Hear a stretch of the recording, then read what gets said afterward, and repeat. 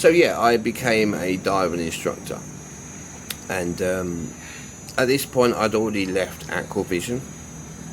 I'd gone to work for a few different companies in the first few years. I went from Aquavision, I think I went to Riley. I worked for Sammy and Riley Dive Centre for a year or two with a friend of mine, Chris. Big up, Chris. And then I left there and I went to Kontiki, and I spent many years working with Kontiki. And then after that, I left there. I went freelancing. So basically, I'm not working for any particular company, but if anybody needs me, they can ring me up and say, can you come and do a course, or can you come and do this for the day? I would. But I found myself with many different dive centres, working for Sawadi. I worked for Scuba Expert, Sea Gypsies, The Dive. And now to this day, at the moment, I am working with Alien Diver. They're a good crew there, Thai people, but they're good lads. The owner's pretty good, so yeah. It's, as they're Thai, I think it's a bit more sabai, it's a bit more relaxed. They're not so go in the morning. I get there to work at 8 o'clock. We probably don't get to the dive site till 10 o'clock. By the time the customers come, they have to do all the paperwork, sign some papers, do the insurance stuff, try all the equipment on, all stuff like this before we can get going. While they do that, we load the boat, we get the tanks in, we get all the equipment set up, the weights, the food, the fruit, the ice, load the boat, everything it needs for the day. Once everybody's ready, customers will get on, and off we go to the islands. Probably takes about 40 minutes to get to our dive site. In that time, whatever customers I have for the day, whether I'm doing the courses or whether I've got fun divers, DSDs, basically I will use the travel time to set everything up. So I will set my equipment up, I will set my customers' equipment up. Once all that's done, I'll get all their weight belts sorted, everything, their wetsuits, fins, masks, everything ready. So once we get to the island, everything is ready to go. So once we get to the island, normally we will break down into a few different groups. I will take my customers, we will have a briefing about the dive site, what it's called, where we're going to go, which way we're going to go, how deep we're going to go, what we're going to see, turnaround points, safety, hand signals, a briefing, a dive briefing. So we give all this first. Once we've done the briefing and everybody's good, we will then get into the wetsuits, put the weight belts on, get into our gear, jump in and go. We do a 1 hour dive, or just thereabouts. When we come up back to the boat, we have another 1 hour break. We need to let some of the bubbles come out of our system. So you have an hour break so you can have some fruit, drinks, just rest in the sun, you know what I mean, take a rest. In this time, my job is to change the tanks, so we have a fresh tank for our second dive, and make sure everyone's happy and blah blah blah. Then I can rest a little bit, have a cigarette on the back, and just chill out for a little while. Then obviously once the hour's up, we will get ready, weight belts back on, gear back on. The boat will be at another dive site by this point, so we'll jump somewhere else. After the second dive, same thing, we come back to the boat, we get out of our gear, we basically have lunch. We give lunch to all the customers and that, they sit there, have lunch. While they have lunch, me and the other guys will pack everything up. So all the take all the equipment apart, put all the eggs in, the fins, everything, pack everything back away. Once everybody's done eating, we will then take a slow drive back home, and time we get back is normally sort of 2:30, 3 o'clock. So yeah, at the moment diving is a little bit slow because it's low season, but in the next couple of weeks it's going to get really busy, and it will stay busy until probably April. So April will put again low season, so anytime now, really, from the next week or two until April is going to be pretty much go, go, go. I'm dying to get back to work. Sitting around low season, I hate it, but everybody has to go through it, not just me. Every shop's, nobody has many customers right now, but once they come back, everybody will just be working their asses off to get all through high season, to get ready for the next low season. So, in summary, so far, why I come here is to dive. I had enough of England. I'd been in the same house for many years. I'd had the same job for many years. I was just bored of the life. I lived on a horse walk. I lived in a place called Newmarket. It's near Cambridge.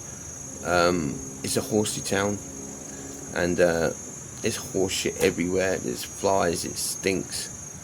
It's a good town, don't get me wrong, but where I lived, it was just constant horses going past. It was I'm not really a horsey person, to be honest. A few of my friends work in the horses, but it's not really my thing.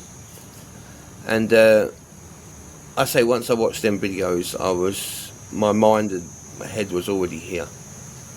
And then when I got the opportunity to do it because of the money I got left in the will from my grandparents, I decided, what the hell, you only live once. I did have a little bit of help along the way, because in them 7 months of before me coming here, I did have a few little wins in the bookies.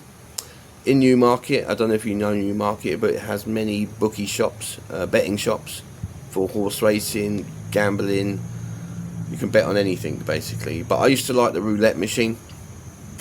It's one of the machines, not the wheel, it's just a machine. But I had certain numbers, and I always used to use the same numbers, and my bet was just over £10. But every time I won, it was like £18 or £28. And I had a system, I had these numbers, and I just stuck to it, and I just kept pressing and pressing, and I went in there with £20, I walked out with over £1,000. I did this a few times within a week. This really helped me, because the first time I did this, I paid some money off of my flight ticket. I bought a laptop, I bought the laptop case, all the accessories that go with the laptop. I also bought a GoPro at the time, the best one what was out, again the waterproof case, all the other bits that go with it, and I still had a few £100 left over. So it did help me towards buying things that I need for my trip, when otherwise I would have had to use the money that I already had. I paid some of my ticket off, and yeah, some of this really helped me out as well. So it gave me a little bit more to play with when I got here. I didn't have loads when I first come here, but living here is stupidly cheap compared to England. Well, it was back then. It still pretty much is. Just 1 second. So back in England with my little flat, I think it was about £1,000 a month with the bills. But here, for this house I'm in, for example, my first house was 15,000 baht, which is probably 300 odd pound. But even still, that was a third of what I was paying in England, even for a 2-bedroom house. But I realised after that few months that I didn't need a 2-bedroom house. I didn't even walk into the second bedroom like twice in 6 months. So I didn't really need a 15,000 baht house with just me and a cat. So I found another house, which again was 2-bedroom, but it was a lot cheaper. I moved into here for 6 months to a year. Again, didn't really need the second bedroom, so all the time I'm in there, it's cheaper, but I looked for another house. And then I found this house on just a picture of the outside, a little wooden hut thing. I thought, yeah, that seems alright. I went there, got here, and I loved the place. I absolutely fell in love with this place. Where I live, it's very quiet. There's no traffic. There's lots of grass, many trees. It's stunning around. It's stunning. It's very quiet. All you can hear is the bugs. I have good neighbours. They're very quiet and keep themselves to themselves. So I loved it. I moved into this house. I've been in this house probably about 6-7 years. I had this discussion with my landlord. She said it's about 6 years, but I think it's a bit more than that. So I decided to basically stay here and to settle. This was my town because I'd been in this town at this point when I first come here 4 or 5 years. All the diving was here, the beaches are here, the diving islands are here. So I decided to make this little town my town. And up until the point I'm moving into this house, I didn't really feel like it was like home, because each house I wanted to move because I wasn't completely happy there. But once I got this house, when I first moved in, it was 7,000 part plus bills. It was about 8,500, which is a lot cheaper than what 11-12 I was paying. But now it's even cheaper. I pay 6,500. Long story, but yeah, I pay 6,500 baht for this house, plus the bill. So yeah, it is what it is. But now you could not come to Thailand now, to this, even to this town, and find a house this size for the price that it is, or the price that I pay, because you just won't. For 6,000-7,000 baht, you're going to find a room with possibly an aircon unit or a fan on the wall and a bathroom, and probably a tiny little balcony out the front in a row of 10 houses, Thai style, because this is probably how much this gets you. If you want a half decent 1-bedroom house, you're looking anywhere between 10 to 12 to 13,000 per. And if you want a 2-bedroom house, you're looking from anywhere from 12, 13 to 15, 16 to 20. Houses go up to 40, 50 grand depending on how much you want to spend per month. But I didn't come here to spend all the money I did in England just to get a bigger house. So I come here to live a cheaper life. And this house where I am, £150 a month plus some bills. It is really not a lot compared to, you compare that to where you're living now, and the prices are silly cheap. Plus, coming to Thailand, it's a different way of life. I'm English, I love England, but it's a better quality of life here. It's just having the sunshine every day helps a lot. It gets you in a better mood. Living in a tropical country, yes, in rain season, as you've seen lately, it has rained a lot, but even when it's raining, it's still hot. It's not cold at all. You're not sitting outside shivering. I love sitting outside in the rain, as long as I'm not getting wet. But it is really nice to live in a hot country. You've got beaches, you can go and sunbathe, you can swim in the ocean every single day. There's every day of the week, there's fresh fruit markets, there's seafood markets all around the place. You only got to take a 3 or 4 minute drive up the road, you'll have so much street food that you wouldn't know where to start. Every street, you've got street food, you've got, it's just a good way of life. Everybody's really friendly here. Thai people are really, really friendly. They will help you with anything. Even if they don't know you, they will help you. I had a puncture the other day. Pushing the bike down the other road, this Thai guy comes up, stops, puts his foot on my bike, and off we go. He pushed me all the way to the petrol station. No idea who he was.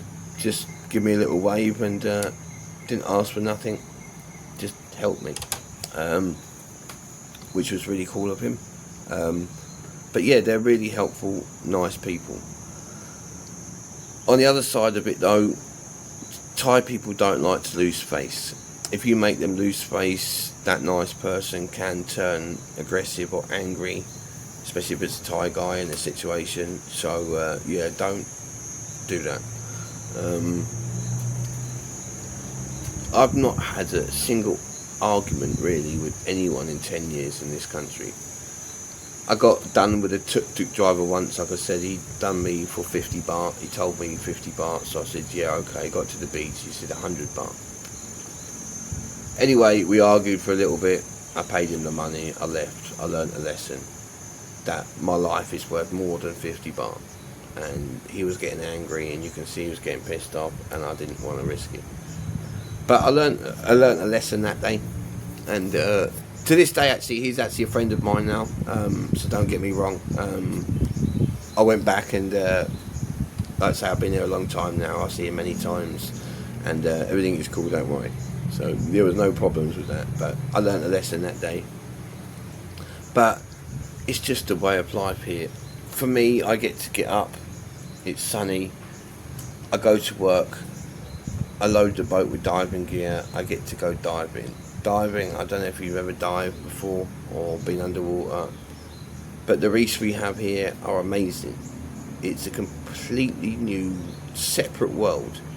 And when you're down there, there's no worrying about paying the rent, or you're holding the roof, or the wife, or what you got to do. All that shit gets put out the window. And it's literally, you look at the fish, you see the reef, this is your world. All that other stuff don't come up until you get to the surface. So underwater, it's peaceful. It's amazing looking.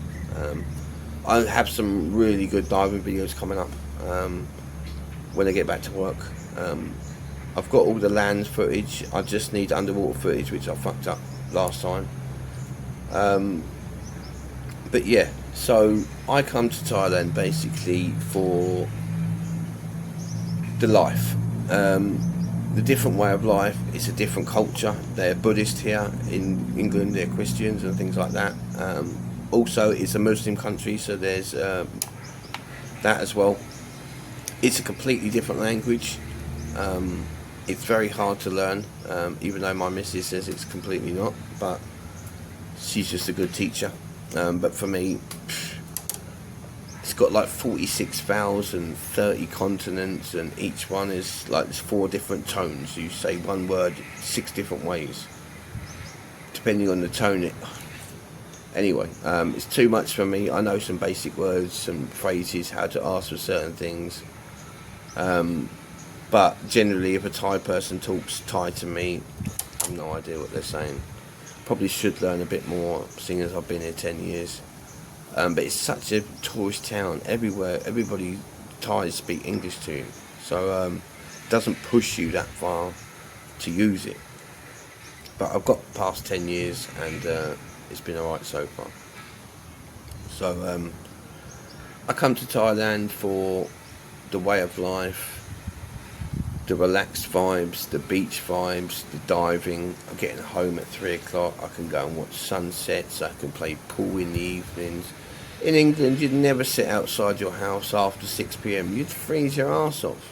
You may as well go and sit in the garden in the evening. You're joking. But here, like, you can sit outside at midnight, 10 o'clock, 9 o'clock. It's 26 degrees. It's dark. There's no sun, but it's still warm as hell. You can go out many places, the bars, play pool. So much street food on the way home. Stupidly cheap food. For me, it's just a better way of life. It's a more relaxed life. It's certainly different.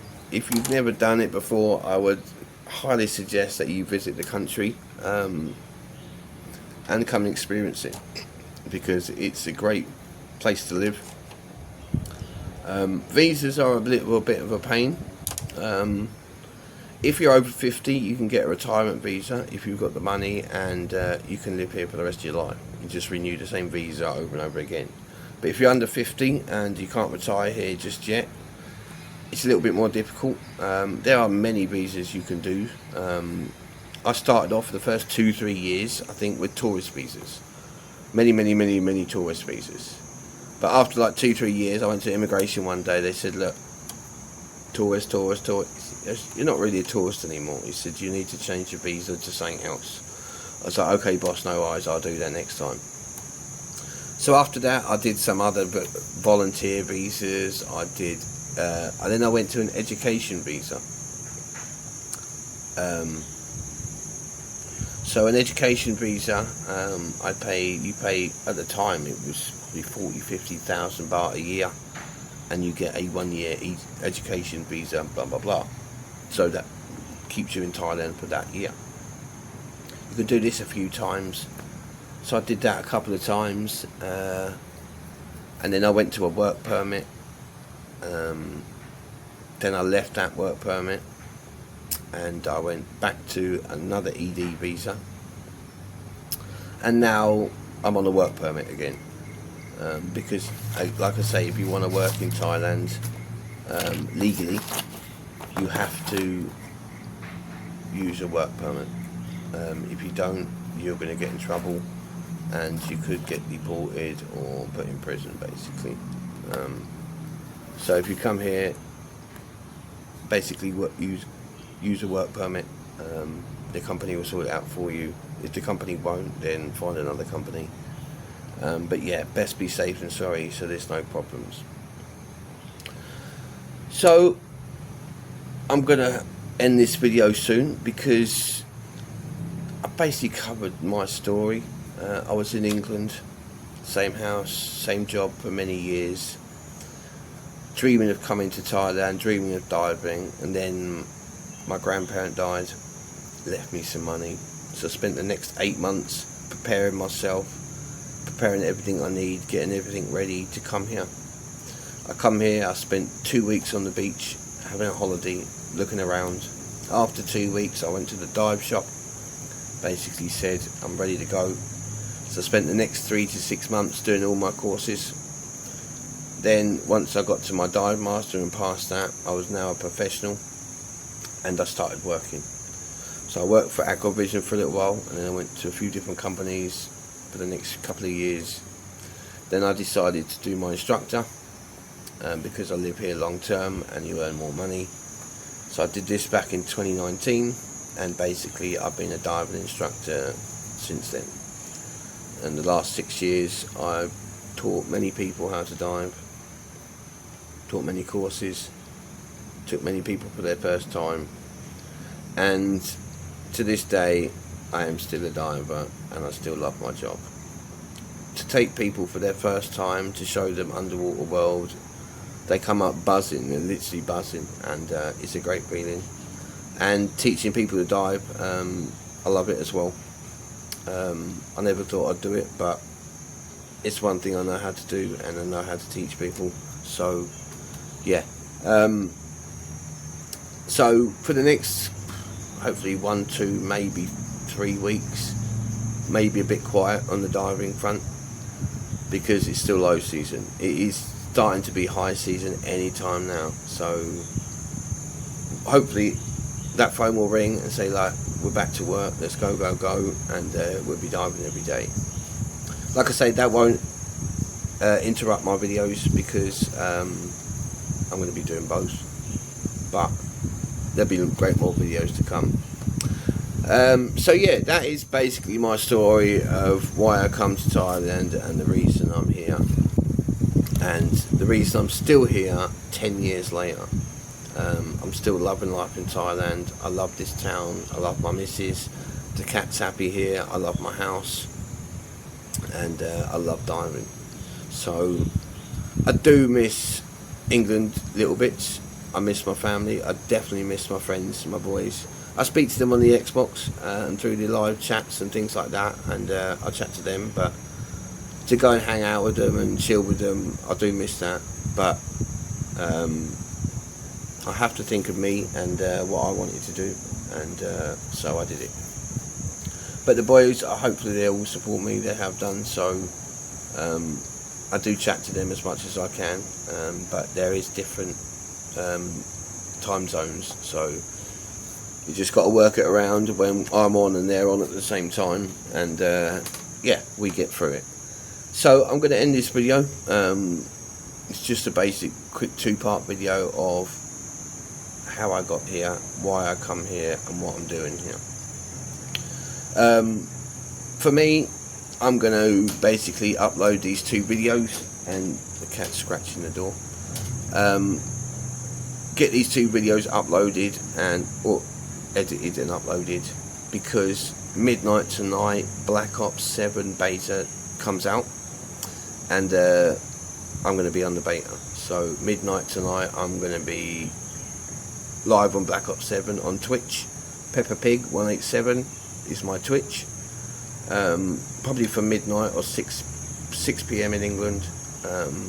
Whenever the beta starts, really. As soon as it starts, I'll be getting on it. I'll be going live. If you want to jump in and watch while I play, great. If not, once I finish the stream, they will be uploaded to the YouTube channel, so you'll be able to watch it anyway on the YouTube channel. But this video is now 25 minutes long, so I've definitely got to stop it now. So guys, just a bit of information about me and who I am and why I come here, and what I'm doing here. So I hope you find that a bit interesting about me, and you stay tuned, and there'll be loads of videos to come. Okay, just takes time to make them, so stay tuned and I'll get them out to you as soon as I can. I love you all, especially all the subscribers. You mean the world to me, and thank you very much, and I will see you all very soon. Take care, peace out, love you all.